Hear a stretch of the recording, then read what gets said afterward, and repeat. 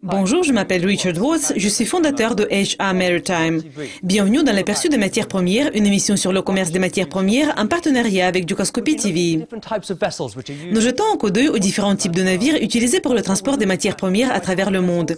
Nous avons déjà parlé des navires à cargaison sèche, des pétroliers et maintenant nous allons parler des navires porte-conteneurs.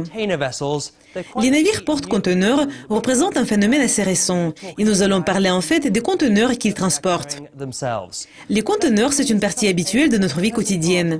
Et il est difficile d'imaginer que, avant les années 1960, les conteneurs comme nous les connaissons aujourd'hui n'existaient pas. À cette époque-là, quand on transportait des produits, il y avait un grand nombre de produits manufacturés. L'idée était que le navire arrivait au port de chargement et ces produits étaient soigneusement mis dans les cales du navire.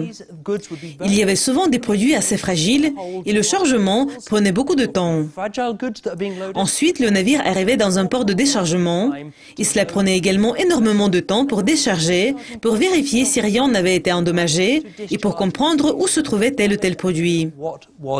Dans les années 1960, Malcolm McLean a développé le conteneur tel que nous le savons aujourd'hui.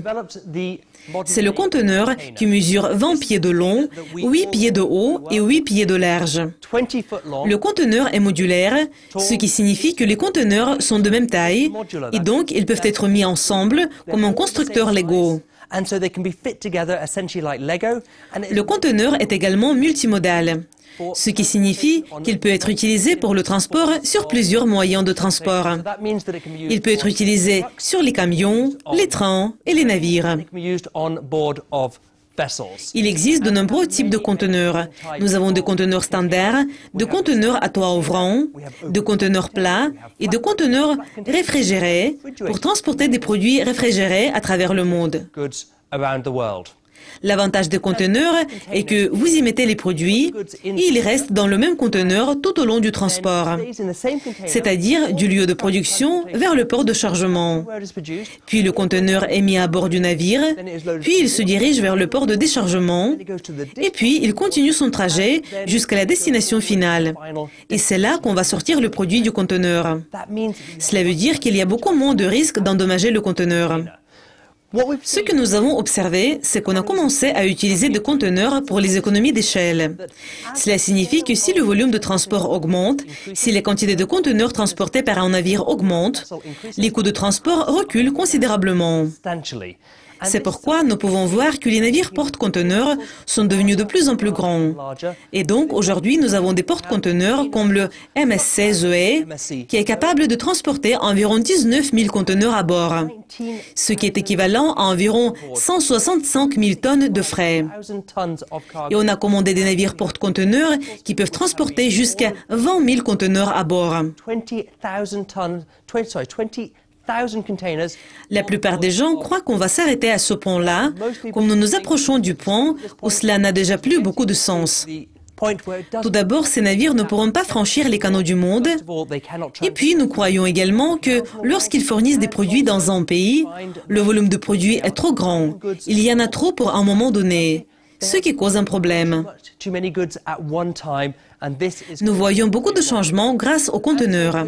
Et un des plus importants, c'est que dans les conteneurs, nous pouvons transporter les produits purement manufacturés.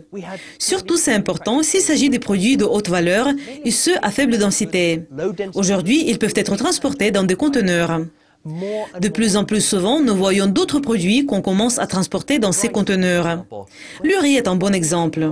Quand j'ai commencé à travailler dans l'industrie du riz il y a 15 ans, nous transportions près d'1 million de tonnes de riz par an. Et si nous pouvions mettre 5 000 tonnes de riz dans des conteneurs, c'était déjà très bien. Aujourd'hui, la Thaïlande est un des plus grands exportateurs de riz et elle transporte environ 75% de son riz dans des conteneurs.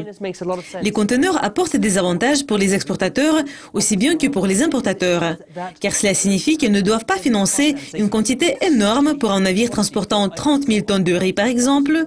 Au lieu de cela, ils peuvent simplement acheter quelques conteneurs de riz, ce qui est beaucoup plus raisonnable pour eux. Et nous voyons qu'il y a de plus en plus d'autres produits qu'on commence à transporter dans des conteneurs et à l'avenir, cette tendance va se poursuivre. Aujourd'hui, le charbon et le minerai de fer sont transportés dans des conteneurs. Mais si vous l'aviez dit il y a 10 ans, on vous aurait considéré comme fou. Cela conclut cet épisode. Dans notre prochain épisode, nous allons parler des éléments différents du commerce des matières premières. Et nous allons parler du financement du commerce. C'était l'aperçu des matières premières en partenariat avec Dukascopy TV. Merci d'être avec nous. Restez à l'écoute. Au revoir.